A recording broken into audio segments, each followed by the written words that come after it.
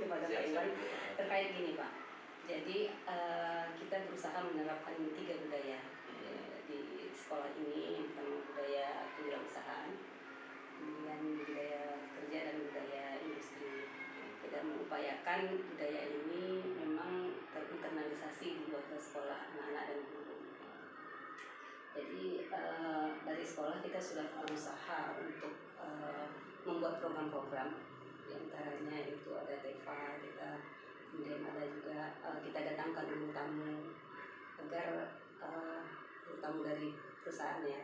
2 pekan yang lalu juga dari BSI ada kita undang juga untuk bertamu di jurusan layanan perbankan. Jadi dan beberapa program yang lain kami minta pandangan Bapak lah kira-kira dalam menerapkan 3 budaya tadi apa kira-kira masukan dari perusahaan Bapak untuk bisa kita terapkan di sekolah agar budaya ini memang betul-betul melekat di anak-anak sehingga ketika anak sudah keluar dari sekolah mereka siap untuk bekerja di perusahaan sehingga gap antara perusahaan dan sekolah itu tidak besar lagi. Anak-anak sudah bisa beradaptasi dengan cepat ke perusahaan. Kira-kira apa yang bisa kami lakukan selain yang tadi yaitu masukan-masukan buat sekolah? Jadi begini, memang dalam dunia kerja dan sekolah itu tentunya ada ada perbedaan ya Bu ya, dari segi budaya maupun pola dalam pekerjaan dan juga sekolah. Dan tentunya kita pun di dunia kerja itu menginginkan ketika anak SMK ya kan ketika tamat, apalagi sekarang kan kita banyak mengambil karena itu kan bibit itu bisa dari SMK ya, tentunya ketika mereka sudah masuk ke dunia kerja sudah siap kan seperti itu. Dan memang ada beberapa budaya kerja yang perlu kita budayakan sejak ini. Salah satunya mungkin itu sudah Ibu sampaikan tadi ada 3 hal. Kalau di dunia kerja itu terpenting pertama itu disiplin Ibu. Disiplin. Jadi memang itu hal yang penting. Karena kita dunia kerja ini kan harus disiplin, terutama disiplin diri ya. Jadi ketika kita sudah membiasakan disiplin, tentunya dalam bekerja kita bisa lebih bersemangat. Jadi disiplin itu lahir dari internalnya. Iya. Karena kalau misalkan nggak dari internal sendiri, ketika bisa membuat jam datang yang sekian, tapi kita tidak memang dari diri sendiri, otomatis bisa aja terlambat gitu. Karena ketika terlambat, tentunya nanti banyak hal-hal lain yang mengikutinya kan. Misalnya bosan kerja karena kita kena nasihat dari atasan atau seperti apa. Kemudian yang kedua, kejujuran Ibu. Yang kejujuran itu sangat penting. Walaupun ada orang mengatakan jujur itu kan berat ya Bu ya, tapi sebenarnya jujur itu sangat penting dalam dunia kerja. Karena memang dengan tujuan tersebut tentunya kita terbiasa. Contoh nih, kalau di perbankan kan ada yang namanya teller ya Bu ya. Yang namanya teller itu kan berhubungan dengan uang ya Bu ya. Nah itu kan diuji betul kita ya. Gimana diuji ya? Diuji betul kita megang uang banyak. Kalau memang dari dalam diri kita tidak ada rasa jujur dan betul-betul jujur dan ini pasti aja kita bisa silap-silap sedikit ya Bu. Tapi dengan adanya jujur tersebut, walaupun uangnya banyak atau ketika rasa setor uangnya lebih, pasti kita mengembalikan Ibu ini uangnya lebih. Nah disitulah kita terlihat di situ. Tapi ketika sudah tidak jujur, tentunya kita ambil. Mungkin pertama oke nggak ketahuan. Kedepannya ketika ketahuan, hanya kena siapa? Tentunya bukan selain oknumnya, pasti reputasi perusahaan. Nah itulah yang kita juga kalau kan pasti benar. Kemudian ketika kita harus membiasakan bisa mandiri Bu. Mandiri artinya jangan kita minta sesuatu itu. Kalau sekolah kan guru ngasih baru mau mengerjakan ya Bu ya. Kalau dunia kerja kan kita punya job desk masing-masing. Nah ketika job desk masing-masing itu ada, memang kita bekerja sesuai job desk.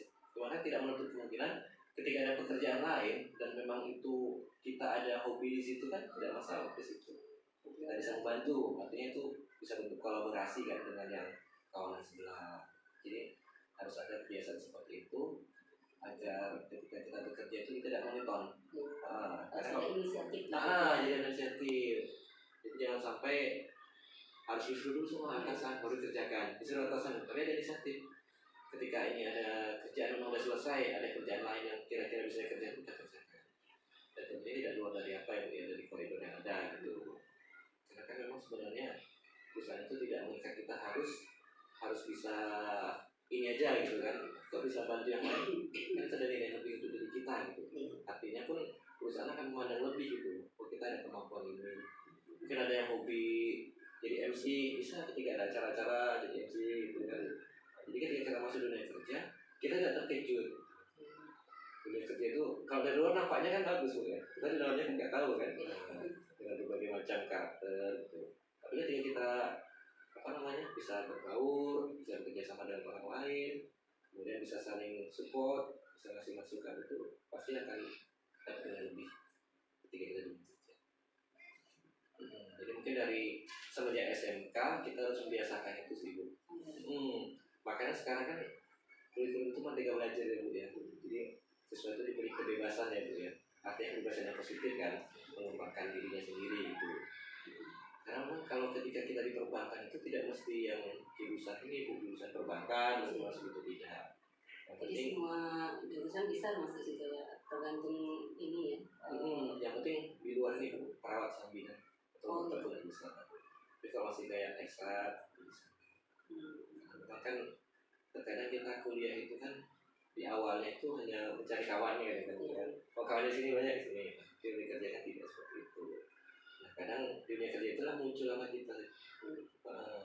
Kalau artinya soft skillnya ini kan muncul ya. Nanti kalau kompetensi teknis itu barangkali mungkin bisa dipelajari berikutnya gitu ya. Makanya lebih membuka lebar-lebar untuk semua bidang studi. Betul. Kesehatan tadi. Terus penting. Apalagi sekarang teknologi semakin canggih kan Bu. Tentunya dalam bidang teknologi kita harus menguasai isu-isu yang baru. Terima kasih atas waktunya. Nanti Pak Iwan ada kesibukan yang lain. Mudah-mudahan kerjasama SMK yang dibantu ini dengan BSI Langgeng, walaupun bertukar pimpinannya, bertukar ini, tapi tetap karyawannya akan bertukar gitu loh. Tapi mudah-mudahan tetap kita bekerja sama. Dan anak-anak kami yang praktek di BSI juga mudah-mudahan mendapatkan banyak ilmunya, kemudian juga budaya-budaya positif yang di BSI yang ditanamkan juga bisa mereka bawa ke sekolah dan mengembangkan nanti ke teman-temannya. Terima kasih sekali lagi Pak Iwan. Sudah menyediakan waktu untuk kami kesini di tengah kesibukan menyambut tamu acara syukuran. Ada beberapa yang saya tanyakan terkait dengan program di sekolah. Kita alhamdulillah berupaya untuk menerapkan budaya kewirausahaan, budaya kerja dan budaya industri di sekolah melalui salah satu programnya TEPA, Teaching Factory. Jadi terutama di beberapa jurusan itu sudah ada TEPA-nya. Seperti di APHP, setiap hari mereka memproduksi makanan minuman seperti roti dan lain-lain. Itu anak-anak yang melakukan, dan itu dalam rangka untuk salah satunya menerapkan budaya tadi. Mungkin ada kira-kira masukan dari Pak Adam sebagai ketua komite, kira-kira apa gitu masukan buat kita di sekolah bisa membuatkan penerapan untuk menerapkan budaya disiplin, budaya berekonomi ya, kewirausahaan di sekolah. Saya rasa yang paling penting yang pertama adalah ketenangan. Ketenangan ini harus menjaga hati. Orang kalau tenang pasti semuanya akan bisa dilakukan dengan sempurna. Nah, bagaimana cara tenang hati ini? Artinya harus menjaga hati. Terus siswa ini harus kita harus sholatnya bagus gitu kan, kemudian senantiasa berzikir, baca Al-Quran. Ini akan apa? Menenangkan hati. Kalau hati sudah tenang, itu banyak yang bisa dilakukan. Dia akan timbul senyum, akan timbul senyum, kemudian akan menyapa orang, itu tidak ada masalah lagi dengan orang lain. Gitu. Ini kalau hati sudah tenang, gitu kan? Melayani orang dengan sepenuh hati. Melayani orang dengan sepenuh hati. Gitu. Bahkan ketika kita melayani orang, bukan embel-embelnya bukan apa lagi, bukan karena duniawi lagi, ini lebih banyak lagi gitu kan, tapi memang karena Allah itu yang memberi rezeki gitu. Nah, ini yang pertama. Kemudian yang kedua, beranjak setelah itu harus disiplin waktu, itu penting. Tepat waktu, biasakan tepat waktu. Jadi kalau ada terlatih waktu yang mulai jam 10, usahakan jam 10 sudah mulai.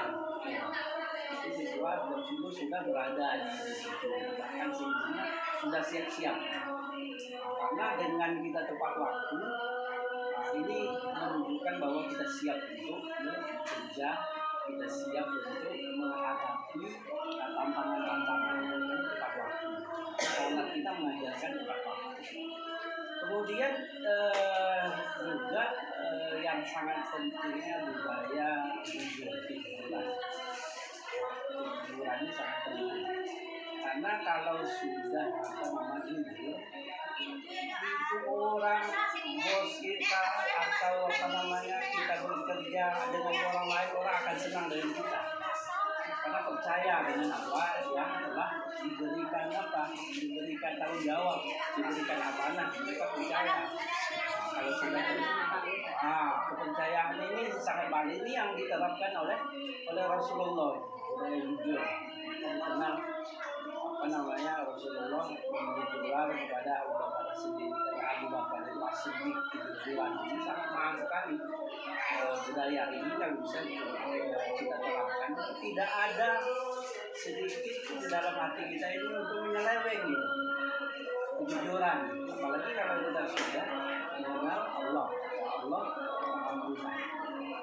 Jadi budaya kejujuran sangat-sangat penting untuk kita berusaha itu menimbulkan dia usaha yang ada di sekolah. Orang kalau sudah jujur, jadi berarti dia akan memiliki bibit unggul. Letakkan dimanapun dia akan tumbuh dengan baik. Baik diletakkan di bisnis tingkat paling rendah di desa atau di kecamatan sampai di kabupaten sampai di tingkat nasional internasional, sangat berguna sekali. Kenapa? Karena orang percaya. Kalau kita punya usaha, orang lain percaya dengan kita. Kalau kita bekerja dengan orang lain, berarti orang lain orang lain juga percaya dengan kita. Kalau kita punya usaha, orang lain juga akan percaya dengan kita. Ketika kita punya usaha, kita dengan jujur ini kita bisa gampang mendapatkan relasi. Betul. Sangat betul sekali, gampang sekali mendapatkan relasi. Saya rasa itu yang sangat dikejar, kompetensi yang sangat dikejar oleh dunia usaha apabila seorang ingin bekerja. Terima kasih masukannya, mudah-mudahan kami bisa menjelaskan apa yang akan disampaikan tadi dalam pembelajaran keseharian bersama. Jadi upayakan untuk mengintegrasikannya dalam segala kegiatan di sekolah. Terima kasih sekali lagi, mengucapkan juga selamat atas pelatihannya. Kita sudah menerapkan nih, kira-kira dalam pelaksanaannya itu ada setiap hari setiap hari, dan anak-anak itu antusias gitu, antusiasnya tinggi. Hanya saja kendalanya mungkin dalam pembagian jadwal bloknya ini yang bertugas di TEFA ini. Tapi kita punya inisiatif, anak-anak itu beberapa orang, 1 orang dalam 1 bulan itu dapat tugas selama 5 hari di TEFA. Dia juga efektif, hanya saja nanti mereka nanti terkait dengan ini Bu, dengan budaya kerja seperti dalam membuat produk itu mungkin ya kurang seragam, karena ya rentang waktu yang cukup panjang. Jadi nanti dari ininya, dari produk itu mungkin dari segi keseragaman, kualitas memang tidak bisa kita samakan dengan industri. Faktornya itu. Faktornya Kan itu SOP-nya sudah ada. ya SOP sudah ada. Tapi anak ini kan yang bekerja sini berganti-ganti gitu. Bekerja seminggu, nanti istirahat 3 pekan gitu, 3 minggu gitu. Anak lain lagi Anak lain lagi yang bekerja, jadi di situ sedikit ininya. Sehingga jika ada pesanan dari luar itu seperti snack box yang sering kami kerjakan ya Bu ya, itu nanti sedikit ada sedikit kendala gitu. Cuman dengan adanya SOP sekarang ini sudah mulai membaik, masalah itu sudah mulai ada solusinya. Nah, mengenai cara kerja dan budaya kerja anak-anak sini sudah mengarah, karena sudah cukup lama berjalan ya, sudah setiap hari itu semakin bertumbuh gitu sepertinya. Kita juga dari kendala-kendala tadi kita sudah mulai menemukan beberapa solusi seperti itu Bu. Nah, dan kendalanya dengan industri ini seperti ini Bu, terkait seperti magang siswa, mereka cukup antusias, bisa welcome lah menerima anak magang, dan magang guru juga bisa lah Bu. Tapi ketika mendapatkan pesanan proyek yang berkaitan dengan pendapatan gitu, mereka tidak mau berbagi sepertinya gitu. Ya, namanya itu lah Bu. Jadi kami ya paling ya berproduksi itu untuk memenuhi kebutuhan sekolah kita ini. Karena sekolah kita juga sudah banyak muridnya, dan di sini ada TK, SD, SMP, dan ini merupakan pasar yang cukup pasar yang menarik lah bagi kami di Sama Bakti. Jadi menurut Ibu setelah TEFA ini diterapkan, kira-kira perubahan apa dari diri anak yang nampak gitu, nilai-nilai sikap kerjanya atau skillnya atau apanya yang nampak lebih dominan melekat pada anak-anak ini? Mereka sudah mau mengeluarkan pendapat, sudah berani mempunyai ide lah, dan kreativitas mereka juga meningkat. Produk apa ya kira-kira yang mau kita produksi? Kan sekarang musim penghujan ya, jadi mereka itu sudah berani berpendapat, kemudian juga berani menjual ke pasar, tidak malu-malu lagi, karena mereka tahu bahwa nanti tujuan akhir dari sekolah ini semuanya adalah untuk mereka dapat berusaha nanti ketika sudah lulus, dan sangat bagus sekali. Jadi dengan menerapkan TEFA ini juga ada relevansi yang kuat juga terhadap jiwa wirausaha mereka ya. Benar sekali. Jadi sekarang tuh sudah mulai kelihatan tumbuh jiwa wirausaha pada peserta didik kita.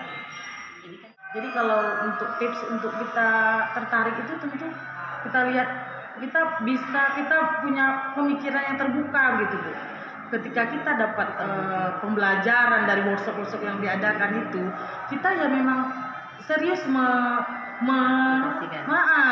apa yang kita dapat dari workshop itu kita terapkan gitu. Kita bisa menerimanya gitu. Seperti itu. Ketika belajar TEFA atau dengan PJBL Project Based Learning misalnya itu, kalau ada guru yang tidak melaksanakan itu atau ketika kita tidak kebagian jam TEFA itu apa perbedaannya? Kalau misalnya kayak ada nabati, ngajar nabati gitu kan Bu ya, dia kan kalau nabati dari kacang-kacangan, kalau dijelaskan saja kan kadang kurang paham. Jadi kalau di lab kayak Ibu mengenalin ini tuh dari kacang-kacangan atau kayak yang dari hewannya itu mentega, jadi lebih paham. Artinya kalau dilaksanakan dengan pakai project itu praktek ya, itu akan lebih paham ya. Tadi hanya sekedar lebih bermakna gitu ya. Jadi lebih senang dong pakai metode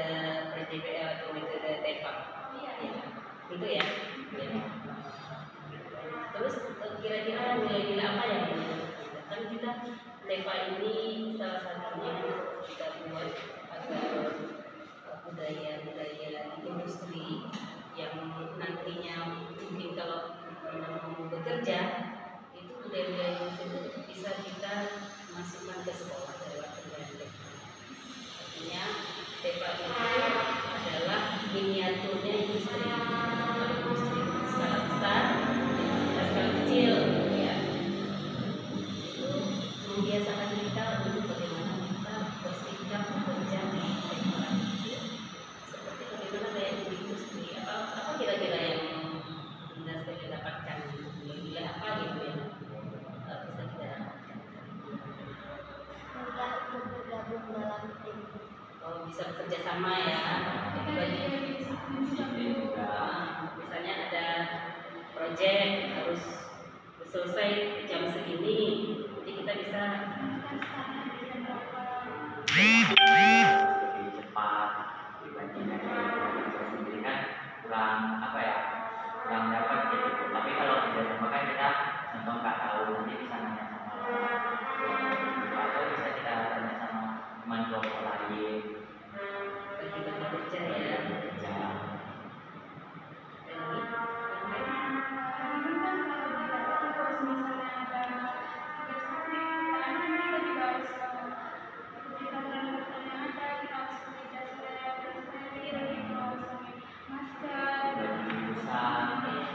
Ketiganya harus diperhatikan betul ya. Jadi kalau di industri itu harus lebih ketat lagi tuh. Kita kalau mungkin akan ada sanksi kalau kita tidak pakai masker, atau kalau industri yang agak besar mungkin harus pakai helm gitu kan, itu juga kan. Cukup? Ada lagi kira-kira? Atau ada masukan nggak nih? Gimana nih biar bulan depan itu lebih menarik lagi atau lebih antusias lagi anak-anak dalam kerja itu, ada nggak kira-kira masukan-masukan? Atau kepengennya sebulan itu mungkin sebulan tidak seminggu gitu ya? Oh iya, betul ya, karena siswanya juga banyak kan ya.